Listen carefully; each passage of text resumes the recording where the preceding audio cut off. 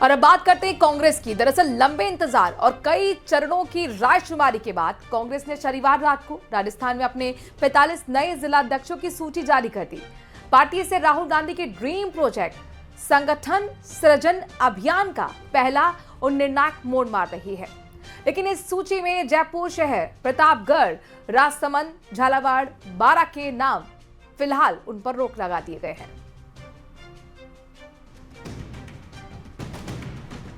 कांग्रेस ने लंबे इंतजार के बाद 22 नवंबर की रात को जिलाध्यक्षों की नई सूची जारी कर दी।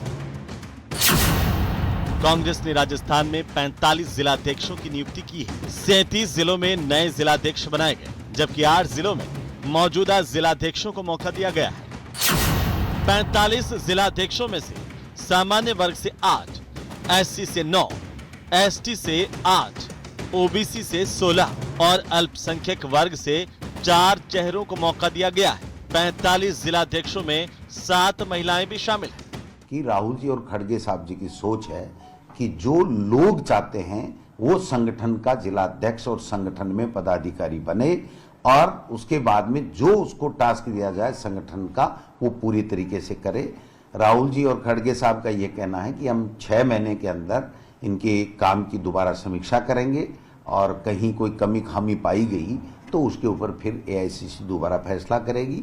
मैं समझता हूं अभी जो समय है वो बहुत महत्वपूर्ण समय है, क्योंकि एसआईआर के माध्यम से भारतीय जनता पार्टी चुनाव आयोग से मिलकर के हमारे कांग्रेस आइडियोलॉजी के वोट काटने पे तुली हुई है।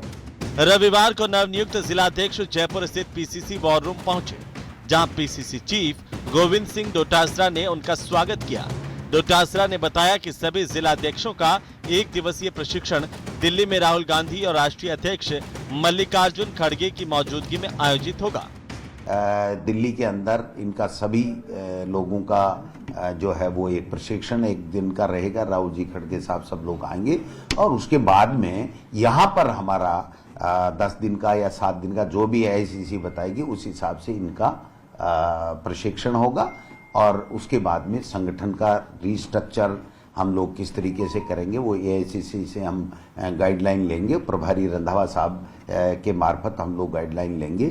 पहली नजर में क्षेत्र और जाति के तमाम समीकरणों को भरसक साधने का प्रयास किया गया। इसके बावजूद इस सूची ने राजनीतिक गलियारों में नई हलचल शुरू कर दी है। 3 जिलों के नाम तकनीकी कारणों से रोक दिए गए। इसके अलावा 2 जिलों की सूची पहले ही उपचुनाव की वजह से लंबित थी। ऐसे में अब कुल 5 जिलों के नए अध्यक्षों का ऐलान बाकी है। जयपुर शहर, राजसमंद, प्रतापगढ़, बारां और झालावाड़ में मामला फंसा है। खास बात यह है कि राजधानी जयपुर के जिलाध्यक्ष का नाम भी इस बार घोषित सूची से बाहर रखा गया है, जिसने राजनीतिक चर्चाओं को और तेज कर दिया है। जयपुर जिलाध्यक्ष कौन बनेगा, इसमें लेकर पुष्पेंद्र भारद्वाज, डॉक्टर सुनील शर्मा और वर्तमान जिलाध्यक्ष आर तिवारी जो जमीन से जुड़े हुए कांग्रेसी हैं, तो मैं कहूँगा कि जयपुर जिले में 2 धनाढ्यों के बीच में एक आम कार्यकर्ता, एक गरीब कार्यकर्ता आर तिवारी, तो क्या जयपुर में जो जिलाध्यक्ष की घोषणा होगी उसमें धनबल जीतेगा या कार्यकर्ता बल जीतेगा, ये भी देखने लायक रहेगा। कांग्रेस आज अपने संगठन को खड़ा करने का दिखावा भले ही कर रही हो, और दिखावा करने के लिए ये इनके प्रकार इन्होंने जिलाध्यक्ष की घोषणा जरूर कर ली हो, परंतु ये तमाम लोग ना तो कांग्रेस का भला कर पाएंगे और कम से कम देश में तो इनका योगदान शून्य ही रहेगा। दावा है कि कांग्रेस पार्टी के इन जिलाध्यक्षों की नियुक्ति राहुल गांधी के निर्देश पर की गई रायशुमारी के आधार पर की गई है, लेकिन सियासत की गहरी समझ रखने वाले जिलाध्यक्षों की लिस्ट पर गहरे सवाल उठा रहे हैं कि इसमें कई आरोपों का जो सिलसिला है वो बड़ा लंबा है। कहते हैं पूर्व मंत्री रमेश मीणा, पूर्व मंत्री गोविंद राम मेघवाल और पूर्व राज्य मंत्री का दर्जा प्राप्त हनुमानगढ़ से जिलाध्यक्ष बनाने के लिए पवन गोदारा ने मेल के जरिए कांग्रेस आला कमान को शिकायत की, और कांग्रेस आला कमान ने, जिसमें पार्टी के राष्ट्रीय अध्यक्ष खड़गे को भी शिकायत की गई है, यानी कुल मिलाकर अशोक गहलोत को भी कहीं न कहीं पहली बार जिला अध्यक्षों में दरकिनार किया गया है। और एक आरोप जो लग रहा है, जो कांग्रेस की छवि को खराब करने वाला है, कि कई जिलाध्यक्ष बनाने के लिए मोटी रकम दी गई। जिला अध्यक्ष नियुक्ति में पार्टी ने विभिन्न जिलों में जातीय सामाजिक संतुलन को साधने, युवा चेहरों को अवसर देने और आगामी राजनीतिक चुनौतियों को देखते हुए ये फेरबदल किया है। कई जिलों में पुराने पदाधिकारियों की जगह नए चेहरे लाए गए हैं, जबकि कुछ जगहों पर अनुभवी नेताओं पर ही भरोसा जताया गया है। सूत्रों के अनुसार कांग्रेस हाईकमान पिछले कुछ समय से राजस्थान संगठन को मजबूत करने की रणनीति पर काम कर रहा था, ताकि आने वाले पंचायत और नगरीय निकाय चुनाव में पार्टी बेहतर प्रदर्शन कर सके। ये नियुक्तियां राहुल गांधी के दिशा निर्देशों के तहत की गई रायशुमारी की प्रक्रिया के आधार पर अंतिम रूप से तय की गई हैं, जिससे संगठनात्मक पारदर्शिता और स्थानीय समीकरणों को साधने की रणनीति माना जा रहा है। न्यूज़ 18 राजस्थान के लिए जयपुर से अरबाज अहमद की रिपोर्ट। खबर जोधपुर से है, जहां पर जोधपुर दौरे पर पहुंचे नगरीय विकास और स्वायत्त शासन मंत्री झाबर सिंह खर्रा ने अतिक्रमण हटाने को लेकर बड़ा बयान दिया है। मंत्री ने साफ कहा कि शहर में कार्रवाई किसी की मनमर्जी से नहीं, बल्कि सुप्रीम कोर्ट और राजस्थान हाई कोर्ट के निर्देशों के आधार पर ही की जाएगी। श्यामनगर क्षेत्र में अतिक्रमण हटाने के आदेश पहले ही जारी हो चुके हैं। पुलिस प्रशासन के सहयोग से नियमों के मुताबिक कार्रवाई सुनिश्चित की जाएगी। निकाय चुनावों पर भी मंत्री का बड़ा बयान सामने आया है। कहा कि सरकार ओबीसी कमेटी की रिपोर्ट का इंतजार कर रही है।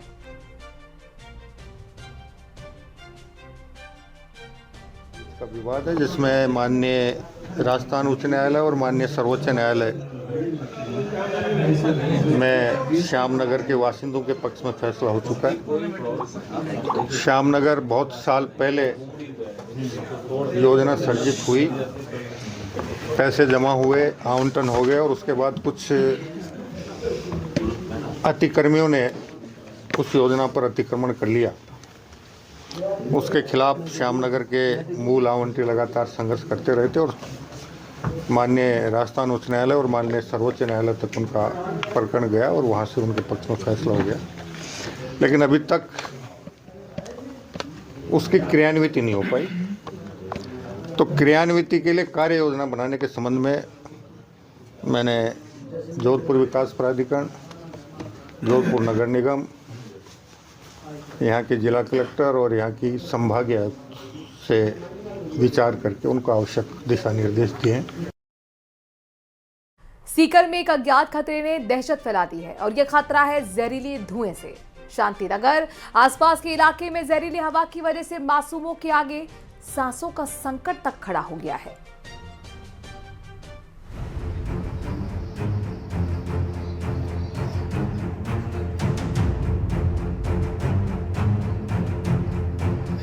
सीकर के शांति नगर में शनिवार की रात हैरत और दहशत लेकर आई। स्कूल के बच्चे रात का खाना खाने के बाद जब क्लासरूम में पढ़ने बैठे तभी उन्हें सांस लेने में तकलीफ होने लगी और उल्टियां शुरू हो गईं। आलम ये हो गया, देखते ही देखते ये संख्या बढ़ती गई। आनन फानन में बच्चों को अस्पताल पहुंचाया गया, जहां 29 लोगों को भर्ती कराना पड़ा। खबर है कि आंकड़ा 50 तक भी बढ़ सकता है। धुआं आने लगा, खांसी होने लगी, उल्टी होने लगी, स्कूल हमको यहाँ हॉस्पिटल पहुँचा। हम लोग मैस में गए थे ना। मैस में जाने के बाद जो हमारे साथी थे उनको है ना खांसी आने लगी, गले में जलन होने लगी, जिसके कारण हमें है ना जो हमारे स्कूल के स्टाफ साथी थे वो लोग हमें है ना हॉस्पिटल लेकर आए थे। और हॉस्पिटल लाने के बाद हमें मतलब कि मेडिकल रिपोर्ट बताई गई थी और हमारी जाँच की गई थी। स्कूल संचालिका सरोज कड़वासरा ने खुद बताया कि शाम होते ही उन्हें हल्का धुएं जैसा कुछ एहसास होने लगा था। शुरुआत में लगा कि ये सर्दी का कोहरा है, लेकिन जैसे जैसे बच्चे बीमार पड़ने लगे तो ये साफ हो गया कि ये कोई साधारण धुआं नहीं। अब सवाल ये है कि ये घातक धुआं कहां से आया। पहले तो हमने धुआं समझा, उसके बाद में हमें लगा कि कोहरा आ गया, सर्दी का मौसम तो कोहरा है। थोड़ी देर बाद में ये कोहरा 6 बजे से हमें दिखने लगा और 7 बजे बाद में बच्चों ने खाना वाना खा के जैसे क्लास में पढ़ने बैठते हैं, सेल्फ स्टडी करते हैं, तो उस टाइम धीरे धीरे खांसना शुरू हुआ। खांसी के साथ साथ गला खारा होने लग गया और उसके बाद में बच्चों को मतलब ज़्यादा खांसी आई, सांस में दिक्कत हुई। तो फिर हमें इससे जैसे पता लगा तो हम वहाँ जो नज़दीकी हमारे चिकित्सक उसको दिखाया तो उन्होंने कहा कि ऑक्सीजन लेवल बच्चों का कम हो रहा है, आप तुरंत हॉस्पिटल लेके जाओ। हम यहाँ हॉस्पिटल लेके आए। मामला सामने आने पर जिला कलेक्टर मुकुल शर्मा और पुलिस अधीक्षक प्रवीण नायक खुद शांति नगर पहुंचे। कलेक्टर ने बताया कि जांच में एक जगह पुराने कपड़े और साड़ियां जलाकर तांबा निकालने का काम किया जाता है। हालांकि स्थानीय लोगों का कहना है कि वो कारखाना तो कई सालों से चल रहा है, जिससे जहरीली हवा का रहस्य अभी भी बना हुआ है। गाँवों से, ग्रामीण क्षेत्रों से साड़ियाँ लाकर और यहाँ जलाते थे, बर्न करते थे और उससे कॉपर या कुछ मेटल निकालते थे।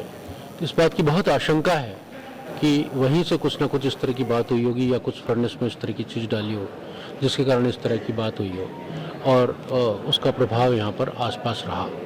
उसको हमने सीज किया है, फर्नेस को, दोनों को, और वहाँ जो कार्य कर रहे थे लोग उनसे भी पूछताछ कर रही है पुलिस और हम इंश्योर करेंगे कि इस तरह की पुनरावृत्ति नहीं हो यहाँ पर। और वर्तमान में सभी चीज़ें सामान्य हैं। गनीमत ये रही कि इलाज कर रहे डॉक्टरों ने सभी लोगों की हालत को खतरे से बाहर बताया है और ज्यादातर लोगों को अस्पताल से छुट्टी दे दी गई है। हालांकि 1 या 2 बच्चों को अभी भी ऑब्जर्वेशन में रखा गया है। बच्चे इतने ज्यादा सीरियस नहीं थे, 1-2 थे, तो उनका अभी सुबह जैसे देखा तो इम्प्रूवमेंट हो गया और शाम को 16 बच्चे आए थे और अभी सुबह 10 बच्चे और आए। अभी करीब सारे बच्चे सेटल्ड हैं, ऐसी कोई दिक्कत वाली बात नहीं, कोई सीरियसनेस वाली बात नहीं। हमने सारी जो जांचें हैं वो सब करवा ली है इनकी, जो भी उसके सांस में तकलीफ के लिए जो होती है। कलेक्टर ने सख्त कार्रवाई का भरोसा दिया है, लेकिन जब तक ये साफ नहीं हो जाता कि ये जहरीला धुआं कहां से आया था, तब तक शांति नगर और आसपास के इलाके में अज्ञात धुएं का माहौल बना रहेगा। सीकर से संदीप कुमार के साथ ब्यूरो रिपोर्ट, न्यूज़ 18।